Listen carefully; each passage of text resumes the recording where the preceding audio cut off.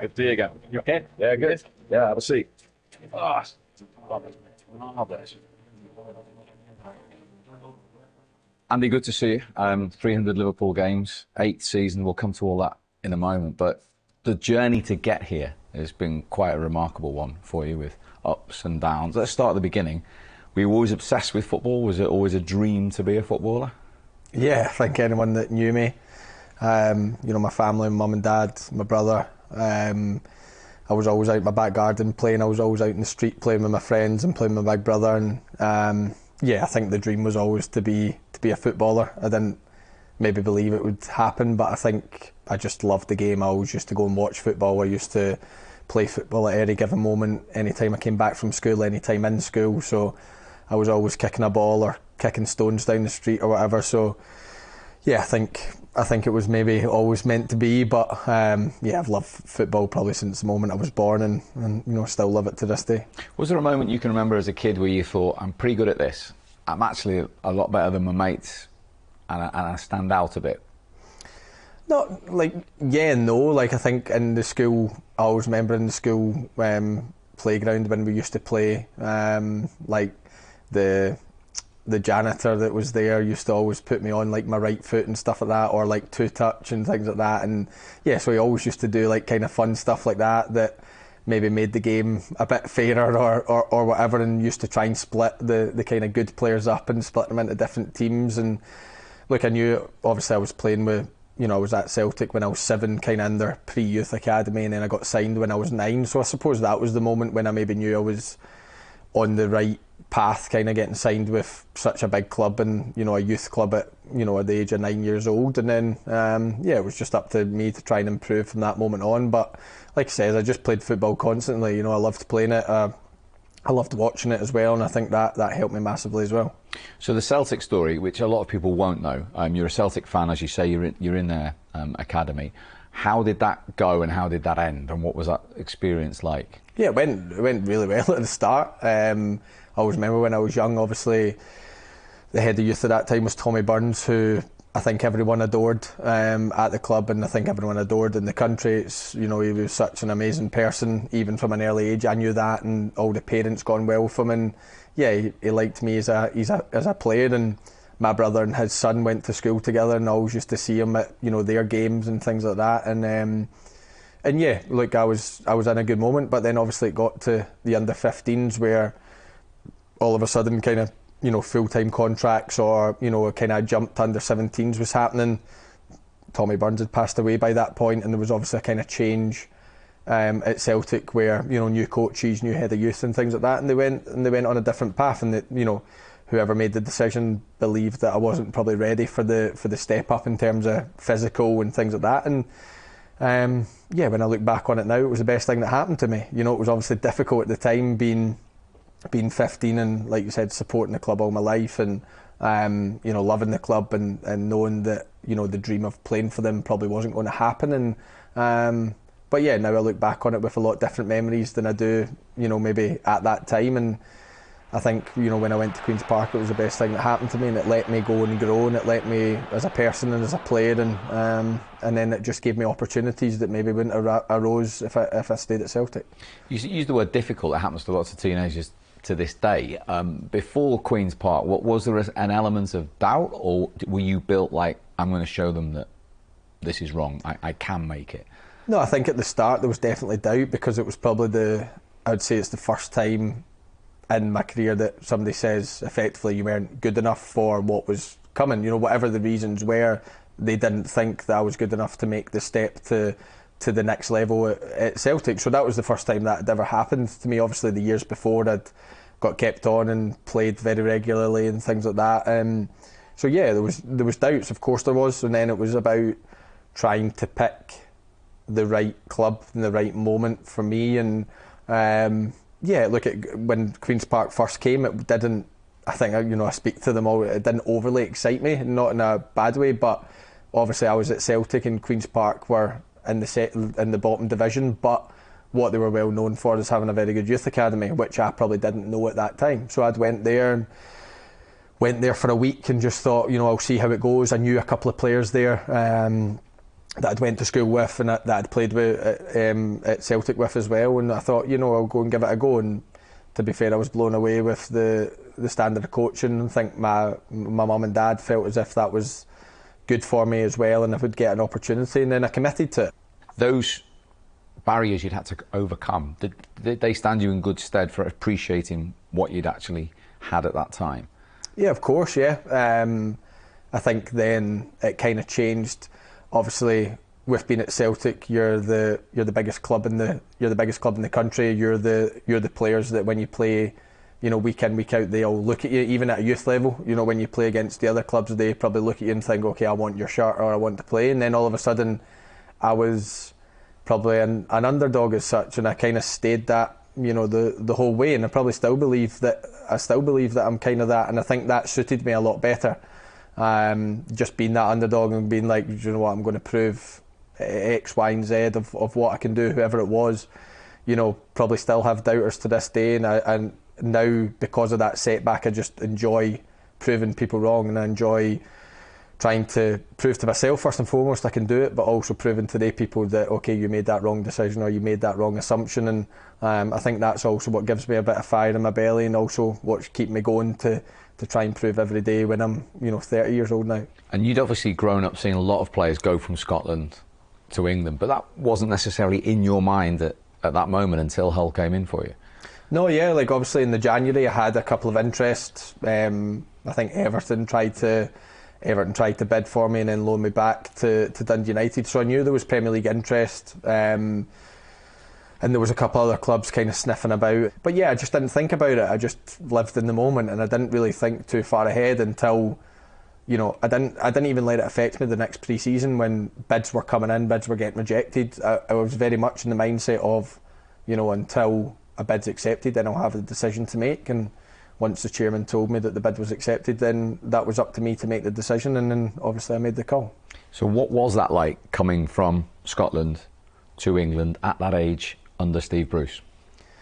Yeah, look, I was very fortunate that I walked into a fantastic changing room, and I walked into a fantastic manager as well. I think I was very lucky that I made that right decision in terms of, Steve Bruce was unbelievable for me, really looked out for me and helped me, especially in the first couple of months, me moving away from home and being on my own, being quite isolated. But I was also very lucky that I had a couple of Scottish teammates there, and Alan McGregor and Robert Snodgrass, and then the squad I had was, we signed Michael Dawson, we had Tom Huddleston, we had Jake Livermore, all the lads that had been there and done it, and they were just a fantastic group of boys that the changing room was so easy to fit into, and it was so easy to just be yourself and try and focus on football, and that's what I did. I think then I was still probably an unknown identity, and I just tried to start the season off well, and I think I did that. Had a really good debut away to QPR, and then I just tried to kick on from there and just tried to enjoy every minute of it. And your time there wasn't mid-table mediocrity, was it? It was eventful, to say the least.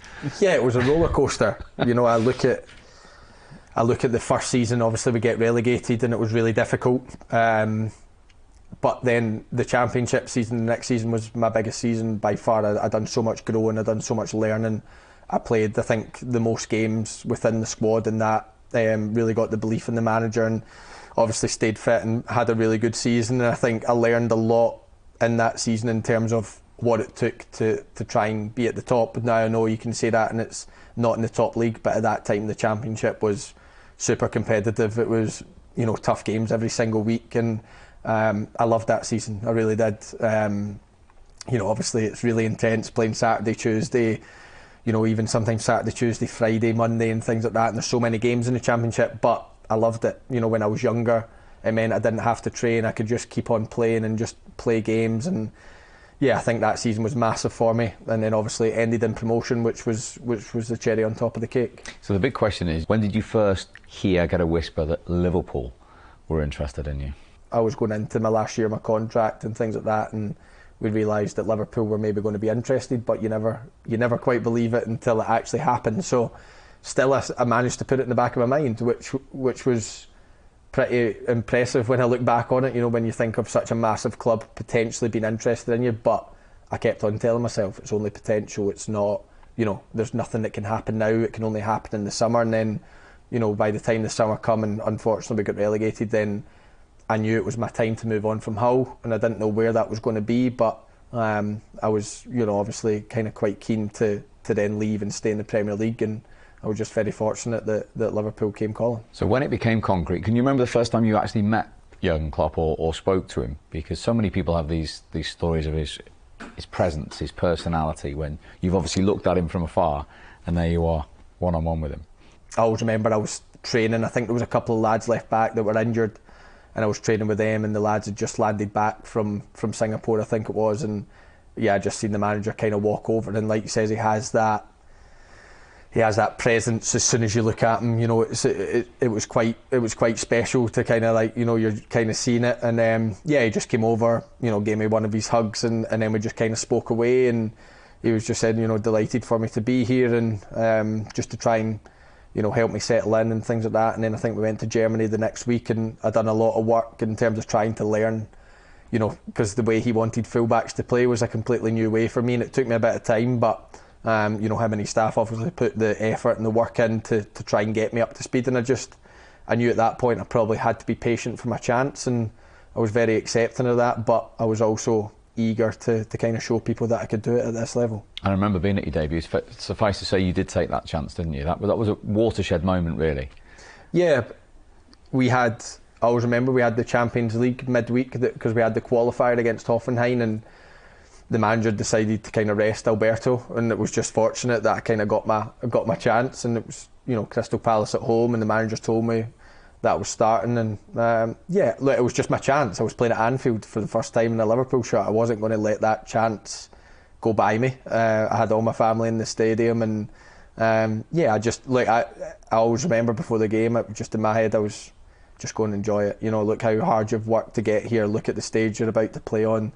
Look at the team you're about to play in, and just try and enjoy every moment of it. And I've done that, and obviously I believe I played quite well that day. It's been a meteoric rise for Andy Robertson. 5 years ago this week, he was playing in the 4th level of Scottish football for Queen's Park against Montrose, where he was an amateur. Now finds himself making his Liverpool debut. Also probably didn't play quite the way that the manager wanted me to, in terms of, I'd done good stuff, but obviously then I started learning more and more what the manager wanted from us, and I had to be patient again, because I didn't play much after that until probably end of November, start of December, and then by that time I'd got the hunger of it. I'd got I was desperate to just play every week at that point, and by the time I knew in my head, I just mentally prepared that when I got my next chance I had to take it, and I wasn't going to give that spot up. And football's all about timing. Do you feel you've evolved with the success of Liverpool, with the manager, with his project, if you like? You arrived at that perfect time for what he was trying to do at this club. Yeah, of course. Look, everyone looks at probably the window that I signed, and then the January, and then the next summer has been very crucial. I don't think many people would have put me at the top of the signings, that's for sure, at the time. I signed the same window as Mo and Ox, who were two massive players for the success. And then we signed Virgil in January, and then obviously I think in the next summer we maybe signed Fabinho and Alisson, which was kind of, people were saying, okay, the missing pieces of the puzzle. And I suppose I signed at the right time, because we then had the momentum. Obviously my first season there, we got to the Champions League final. We obviously lost, but we believed that we were building something. We believed we had a bit of momentum behind us, and then the next season we'd done a really good season in terms of, okay, we just missed out on a point from the Premier League, but we managed to get our hands on the Champions League, which was incredible. So the momentum was with Liverpool at that time. Everyone started noticing Liverpool in the world wide again, and I think timing's everything in football, and I think I signed for the club at the perfect time. What's that feeling like when you feel a part of a group with a manager like that that's only heading in one positive way? At that time it was amazing. You felt you were going into games feeling invincible. You just felt as if you just looked about the change room and felt, no, we're too strong, and you looked at his face and knew he was on it. You looked at his face and you knew he was going to be on it, and it was just like, okay, well, I need to be on it today. And I think we all just fed off that, and everyone just fed off that energy for the whole, especially the 2 seasons where we won the Champions League, and then the following season we won the Premier League. I just think no team wanted the players, and I think there's only certain teams that can have that kind of aura about them, and I think we had that at that time, and I think everyone it was as if we kind of started games 1-0 up in the tunnel because of what we had, and that was a special group, and it was a special feeling to have that. And we just, we played with such confidence, but also we made, if people were going to take points off us, and we made them work so hard for them, and they knew they had to walk off the pitch basically dead on their feet to get anything off us. And don't get me wrong, people did, but ultimately it wasn't enough when we'd won the trophies. Was that energy right from the manager? Did he kickstart it? I mean, obviously our dealings with him on one side of the fence, but in and amongst him, did he kickstart that energy that whole group had? Yeah, he gave us, I think, the kind of famous saying, and it's a bit cliche, but like, he turned us from doubters to believers in terms of the fans, but he also turned the players from doubters to believers, and I think he always touched on as well that we'd all had setbacks within our career. I think at that time, when you look at it, we'd all had setbacks. We'd all probably been told that we weren't good enough at one point as well, in terms of, even when you look at the big players, Mo, obviously had to leave Chelsea when he was younger because they obviously felt he couldn't cut it the Premier League. I think Virg had a couple of setbacks when he was a kid and things like that. So, we all didn't have plain sailing, kind of routes to the top. And I think we use our setbacks to push us forward even further. And I think the manager used that message, but he made us believe that probably like we've never believed before. And I think that's where it started with him. But then it was up to us to carry it onto the pitch, and I think we've done that very well.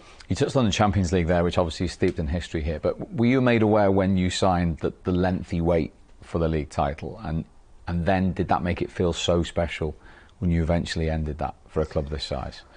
So when you sign here, it's probably when you do the media day and you kind of deal with people within here, you don't feel it as much, but the first fan interaction you have is, we need to win the league, and I always remember it. I always had, obviously I was staying in a hotel the first couple of weeks when I came here, and you bump into Liverpool fans, you bump into Scousers, and it was the first thing that was on their mind. We felt as if we wanted to be the group to achieve that. We wanted to be the group to get their first Premier League title and get Liverpool kind of back on that podium. And I think that's just why we worked so hard on the training pitch, but also in games we made sure we were 100% spot on in every single game, and just tried our best to achieve that for them, and thankfully we got there in the end. For the 19th time in their history, for the first time in the Premier League, in the never to be forgotten year of 2020, the champions of England again at last are Liverpool.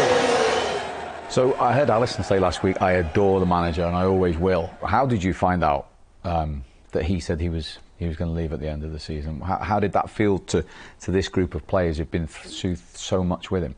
Yeah, look, I think we found out 2 minutes before everyone else. We were in a meeting with him, and I think by the time he'd left the meeting and we all go on our phones, it was already announced everywhere, which I think was probably quite clever from him and the club. But it was look, he came in and we kind of knew there was something a bit strange, and he just kind of says, look, he believed his time was up, and he wanted to kind of move on. And I think because we all have so much respect for him, we respected his decision. He explained it, and why he wanted to do it, and in terms of his energy and things like that. And I think we all, like you says, our respect for him was so high that we would never have questioned it. But we were obviously all gutted. That was the man that had brought probably 85-90% of us to the club, or through the youths like Trent, giving Trent his first chance and things like that.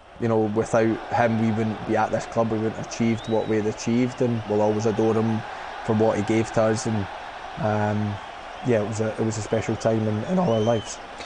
So that is football. Having captained your country in the summer, you walk back into this training ground this summer and see a new manager. I mean, did that, in all honesty, take a little bit of getting used to after what you're saying? You've only ever known Jurgen Klopp at this club. Yeah, that's the thing. You've only ever known it, and then all of a sudden there's new coaches, there's new sports scientists, there was just new people all kind of about the place, and it's just like, okay, now I need to get to know him. And it was it was strange, but I've been through managerial changes at Hull, so I was probably used to new people coming in, whereas other people probably maybe weren't as such. But it was refreshing as well. You came back refreshed, you came back eager to impress a new manager, eager to impress a new staff, get on side with them and try and prove what you've got to do. And the start couldn't have been much better. No, it couldn't. And there's a saying in football, you never stop learning. I mean, even for someone as experienced as you now at 30, is it a different approach? Are you learning new things from a different manager? Yeah, look, we're learning so much. It was, pre-season was tough for the lads in terms of physical, but also mentally in terms of getting so much information on board. But I think, the message was this will stand you in good stead to kickstart the season well, and I think we've seen that, but we know there's still room for improvement, and I think that's what the manager's driven home to us already. Okay, we've started well, but there's still room for improvement. I don't like this, I don't like that. This maybe needs to change. So, look, it's been amazing so far. It's been kind of eye-opening in terms of what they've been saying and different ways of looking at the game, which is nice to see as well. And I think it doesn't matter our age. I think everyone's learned something new. We were so used to one way of playing, and I think under Klopp, it was driven into us, and we just knew it as if we could probably recite it within the head, and we just knew exactly, okay, ball's there, I know where to be. Now all of a sudden maybe this manager wants you somewhere different, so you're learning new all the time, and I think that's what you sometimes need, and like you says, it refreshes you, it gives you that bit of excitement as well, and I think you can see that from us. I think you can see it from the young players, but also the experienced players as well. It's handshakes now, not bear hugs. You don't get any of those. Yeah, exactly. Yeah. That's on the pitch. Off the pitch, it's Andy Robertson, MBE. You've got your foundation and your work with the food banks as well. Tell us about that and how important that was for you to give something back. Yeah, look, the MBE it meant a lot to me on the day, but it was never anything that I dreamed of or envisaged or anything, just because it was, at the end of the day, I received that for doing what I believed is right. That's, for me, starting my, the charity was something I did in lockdown because it gave me, the first time in a long time, a chance to sit back and think. And I thought a lot about my life, about other people's lives around about me. And I was, from that conversation, I came away from it thinking I was very fortunate and things like that. We believed that if we could give free coaching up and down the country, then it may give people chances that just to have fun with their mates. And that's all I wanted to do, because when I was younger, I loved football and I did take it seriously. I wanted to win and I wanted to fight for winning games and things like that, but I also just wanted to have fun, and I loved playing with my mates, my smile on my face, and that's what the most pleasing thing is for me when I see pictures every week of kids smiling about, running about the pitch with people's names on the back and things, and recreating celebrations, and that's what makes me happy. It gives me a real satisfaction of being able to do that. And the food banks, I gave food banks a lot of my time in terms of down here, and I wanted to give back to them as well. So it's something that has to get better. It's something that the numbers of people using food banks have to decrease. The number of food banks have to decrease, because it means then society's in a lot better place. And I think that just comes from being the human being and seeing other people around about you, and knowing that I'm a very fortunate person and have, fortunate things within my life. But I know people are less fortunate, and if we can bridge the gap and make it a bit smaller, then I believe everyone would be better off. Absolutely fantastic. And just finally, going up to the sports camps, they might be dreaming of playing 300 games for Liverpool, which of course you did, and you will certainly remember it with the win at Old Trafford. You're in your 8th season now. How much pride, I know you've got lots to come, but how much pride to reach a landmark like this for a club like this? No, I have a huge sense of pride within it. I have, I never dreamed of playing that many games. That was my ambition. As soon as I signed for this club, I wanted to stay here for as long as I can and stay fit as long as I can as well, which I've on most parts managed to do. And I just think 300 games at any club's difficult, but at a club like this and the size of this, it's extremely hard, and I'm very proud to be able to do that. And let's see what number I can get to. Well, it's a brilliant story. Thank you very much. At this point, sharing with us. Cheers, Robert. Thank you very much.